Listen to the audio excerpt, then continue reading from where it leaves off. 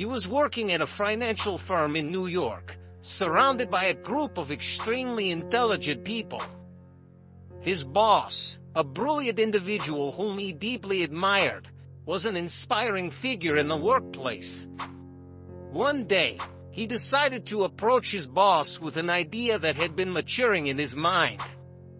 With determination, he approached his boss and shared his plan to start a company dedicated to selling books over the internet. His boss, upon hearing the proposal, suggested they take a long walk in Central Park. During the walk, the boss listened attentively to every detail of the plan, pondering the implications and challenges involved. After careful reflection, the boss finally expressed his opinion. "This seems like a very good idea, but it would be an even better idea for someone who didn't already have a good job. You can have a job, or you can have a career, or you can have a calling. And if somehow you manage to have a calling, you've won the lottery, because that's what really matters." These words resonated deeply with him, making him reflect on the true meaning of pursuing the calling.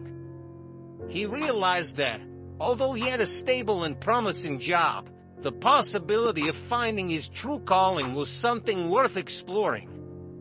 The conversation with his boss not only encouraged him but also challenged him to consider what truly mattered in his professional life. 25 years ago, Dave met Jeff Bezos. During a conversation, Bezos shared with Dave an audacious proposal. "Dave, I want you to invest in my company. What I'm going to do is start a bookstore in my garage. I'm going to put it online. People will buy, they'll buy online, and I'll ship from my garage. But if you invest in me, Dave, one day I'll be the richest man in the world. I'll make over $100 billion. Dave was perplexed by Bezos' statement. At that time, the idea of someone amassing a fortune of $100 billion was almost unimaginable.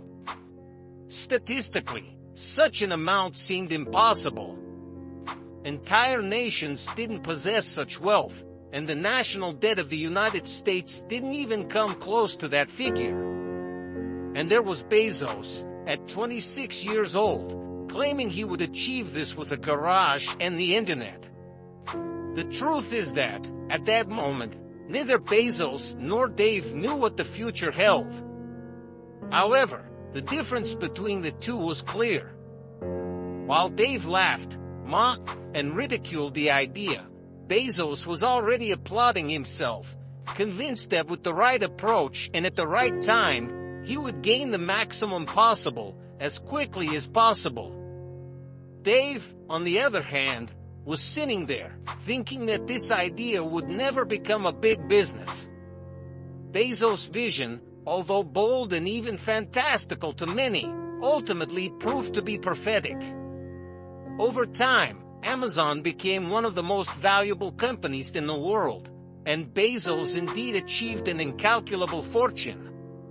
History showed that sometimes the most unlikely ideas can transform into extraordinary realities. He advised, "Do something you are very passionate about, and don't try to pursue what is a passing passion." This perspective made the decision extremely difficult, but after much reflection, he concluded that he needed to try. He didn't believe he would regret trying and failing, but he suspected he would always be haunted by the decision not to try. After careful analysis, he chose the less secure path to follow his passion, and he felt proud of that choice. From a young age, he was a garage inventor. Among his creations were an automatic gate closer made with cement-filled tires, a solar stove that didn't work very well with an umbrella and an aluminum foil baking sheet, and alarms to trap his siblings. The passion for invention had always been present in his life, and he knew he needed to follow this path. He always wanted to be an inventor, and his mother encouraged him to pursue this passion.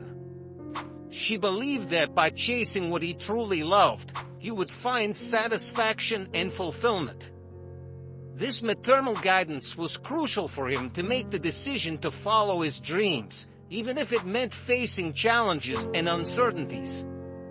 Over time, he realized that true passion is not something fleeting, but rather a driving force that guides his actions and decisions. Following this passion not only led him to personal achievements but also provided him with a sense of purpose and fulfillment. He knew that, regardless of the outcomes, the journey itself was already a victory. He had a special fondness for a military phrase that said, "Slow is smooth, and smooth is fast." This maxim, which he observed in all the ventures he was involved in, was a principle that truly allowed progress. He believed that by approaching tasks in a careful and methodical manner, it was possible to achieve faster and more effective results. He reflected on the gifts that each person receives in life and on the importance of making the most of them. However, his advice on adversity and success was clear. Take pride not in the gifts, but in the hard work and choices one makes. He explained that, although someone might be naturally talented in mathematics, for example, practicing and deepening that knowledge could be extremely challenging and require a lot of effort. This effort is a conscious choice. He believed that one cannot truly take pride in the gifts, as they are given. However, one can be grateful and appreciative of them. True pride, according to him, should come from the choices one makes, such as working hard and facing challenges. These choices are the result of personal determination and are the true sources of satisfaction and fulfillment. He emphasized that throughout life, it is the decisions and personal effort that shape one's character and determine success. The ability to choose to work hard and overcome obstacles is what truly defines a person. Therefore, he encouraged everyone to value their choices and to take pride in the hard work and dedication they invest in their goals and objectives. He emphasized that everyone has the ability to choose. Each individual needs to make decisions that shape their life stories, and it is these choices, not the gifts, that define them. Everyone in that room possessed many gifts, just as he did. However, he firmly believed that one cannot take pride in the gifts, as they are given, something that was granted. Someone might be tall, excellent at mathematics, extremely handsome or beautiful, but these are natural gifts. True pride, according to him, should come from the choices one makes, as these are the actions that reflect who we truly are. He highlighted that one of the most important choices each person faces is between a life of ease and comfort or a life of service and adventure. He knew, as did everyone present, that this choice is crucial. When someone reaches the age of 80, he believed that it will be the life of service and adventure that brings the greatest pride.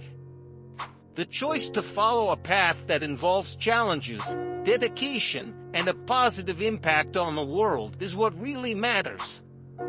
He explained that by choosing a life of service and adventure, people not only enrich their own experiences but also contribute significantly to society. This choice is not just about what one does, but about who one becomes.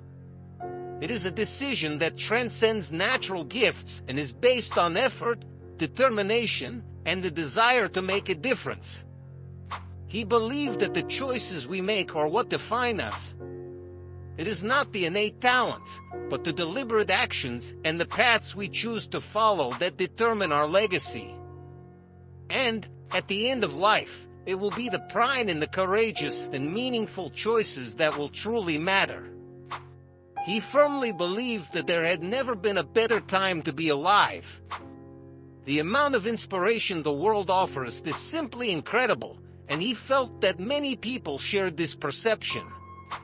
The speed of change, constant invention, and the countless opportunities that arise are almost unbelievable.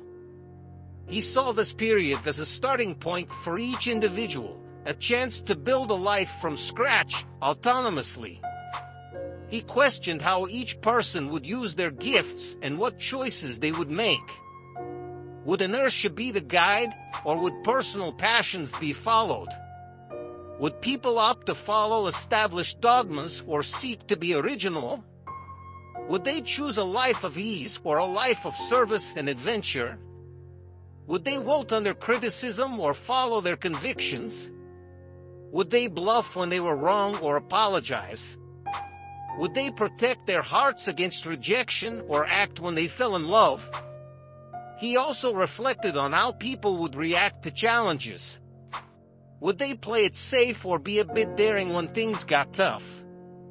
Would they give up or be relentless? Would they be cynical or constructive? Would they be smart at the expense of others or be kind?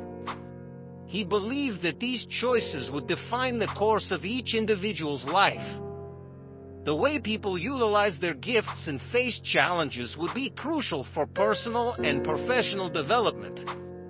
He encouraged everyone to be daring, to follow their passions, and to be kind, as these qualities were fundamental for a full and meaningful life.